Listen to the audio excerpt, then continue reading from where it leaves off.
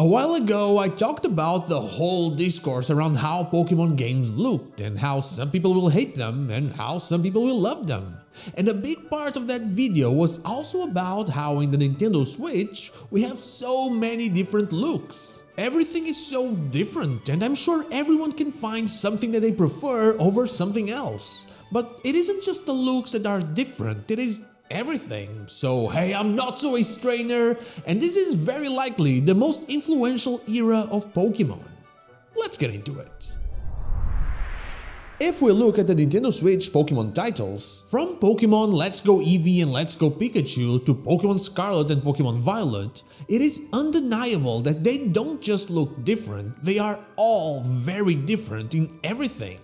We are approaching the end of the Switch era, or at least the end of the original Switch era. I believe that Legends Z-A will very likely be the last main series Pokemon game to be playable on the current console. And while we still don't know a lot about it, we can already look at the games we got for the Switch and understand how much different everything was from what we had with other consoles. If you stop, like, subscribe, consider becoming a member, and then think about it, every generation played and looked the same within itself. The Gen 1 games play and look the same, the Gen 2 games as well, the Gen 3 games, both the main ones and the remakes, play the same as well, and so on and so forth. There are small changes of course, but never anything huge. But in Gen 7, it's the first time we actually see a big difference between the main games, Pokemon Sun and Moon and their Ultra versions, to the next game in line, Pokemon Let's Go Eevee and Let's Go Pikachu.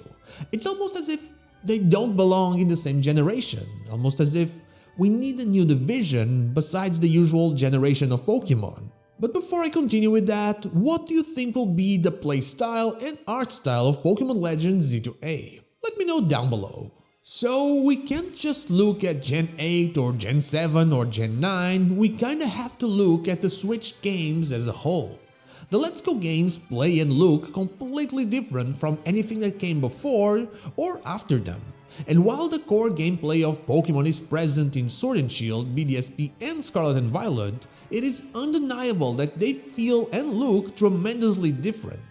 BDSP belongs in the same generation as Sword and Shield, but it doesn't feel like Sword and Shield. Now, Pokemon Scarlet and Pokemon Violet still don't have another friend in Gen 9, but what they do have is a gap year. Something that is incredibly uncommon as well. Whatever the reason for it is, it happened and nobody expected anything quite like that.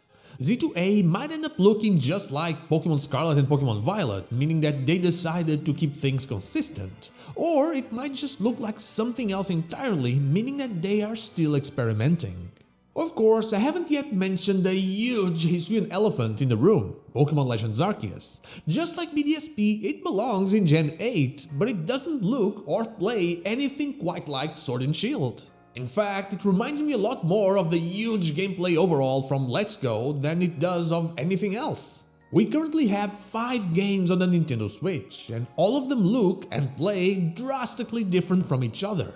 In fact, if we consider our 6th game, Pokemon Legends Z-A, and how it will happen only inside of Lumiose City, then that never happened before, making Legends Z-A very different from the rest as well, regardless of how it ends up looking or playing like. All of this leads me to the statement from earlier in the video. The OG Nintendo Switch era might end up being the most influential era ever in the franchise. Sure, in order for Pokemon to become what it is today, there's a little bit of every generation. But while they played around with the formula, it wasn't until Gen 7 that they tried something new with the Sun and Moon games and the Island Challenge. But the gameplay of Let's Go, without actual wild battles, the raid and online focus of Sword and Shield with the open wild area and DLC, the bare bones back to the roots Gen 4 remake of BDSP, the crazy successful risk that Legends Arceus was, the freedom of doing whatever in the open world of Scarlet and Violet, followed by a year of nothing, tells a story of experimentation, a story of testing the waters for everything they had in mind. That's why Z-A is still such a mystery. If it wasn't for Legends Arceus and that risk, then 2024 would have been a remake year and, well, instead we have a new Legends game and a year of nothing. And even if it was just a remake year and nothing else, we would have no idea about how it looked or how it played because BDSP didn't look anything like the main games of its generation.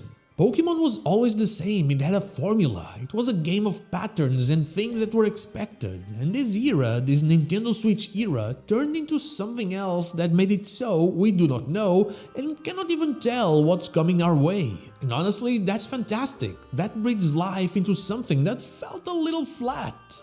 Yes, I like knowing things, of course, but I just love being surprised. I went into Pokémon Day last year thinking Unova or Johto, and then I left with many questions and a single very vague answer. There's an unexpected game taking place in an unexpected region and you'll have it not when you thought you would.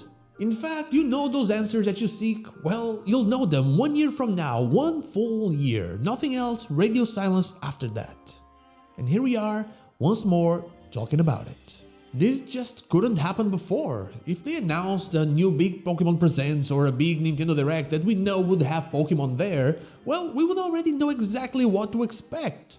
Sure, if it was a new generation, we wouldn't really know how it looked, but we would know that it was a new generation already. We're experiencing something that we have asked for since forever. Game Freak taking risks, changing formulas, and even working with other studios. They're even creating support studios that will undoubtedly play a role in the future with Pokémon Works. We're seeing them take a gap year, be it because of development or just a business decision. All of that happening, quote-unquote, inside this little wonder that Nintendo created. And once more, that brings me back to that statement in the beginning. This is the most influential era of Pokémon, the Nintendo Switch era. We do not know it yet, and we'll likely only know it a bit deeper into the future, but one day we'll look back at all these experiments, all these controversial things, all these mishaps, and all these weird releases, and we'll look at what we have right now or right then and think, yeah, this could never happen without that specific era, that specific time. Call me optimistic, but I do believe we're entering a golden era for Pokémon. Mistakes were made, shortcomings happened, but I think that we saw some wonderful things that are just going to be improved upon as Pokémon takes its first steps into the Nintendo Switch 2. You know, that is all I have for you today. Thank you so much for watching, and I'll see you all on the next one. But before I go, I want to thank my YouTube member Dash Plays and Twitch subscribers Anubis here, Lazarix and Zane's 222 for going that extra mile. From the bottom of my heart, thank you all so much.